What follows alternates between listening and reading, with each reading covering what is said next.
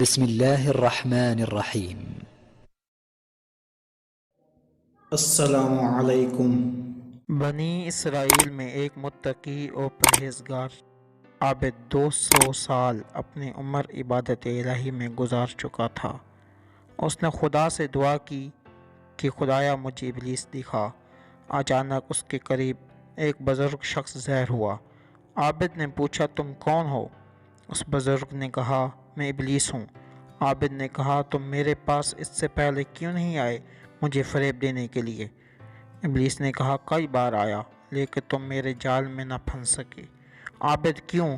ابلیس کیونکہ تم ہمیشہ عبادت الہی میں مشغول رہتے تھے، کہیں عزرائیل نہ آ جائے اور میں گناہ و معصیت میں مبتلا ہوں، اس وجہ سے میں تم پر مسلط نہ ہو سکا، اور اسی وجہ سے خدا نے تمہاری 200 سال عمر کی اور مزید تمہاری عمر 200 سال بڑھا دی ہے، گویا تمہاری عمر 400 سال ہے۔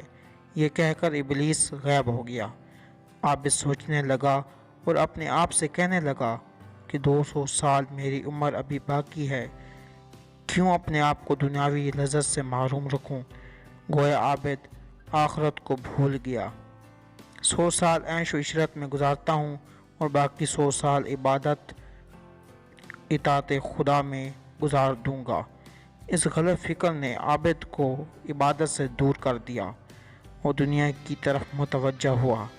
آہستہ آہستہ گناہ کا مرتکب ہوتا رہا۔ ایک دفعہ اچانک اس نے محسوس کیا کہ ملک الموت جناب عزرائیل علیہ السلام اس کے قریب آ رہے ہیں۔ عابد نے جناب عزرائیل علیہ السلام سے کہا میری 200 سال عمر ہے۔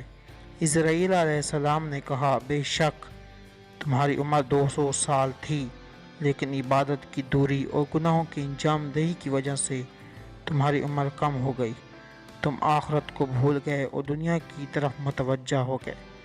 اسی طرح نادان عابد کی عاقبت و آخرت خراب ہو گئی۔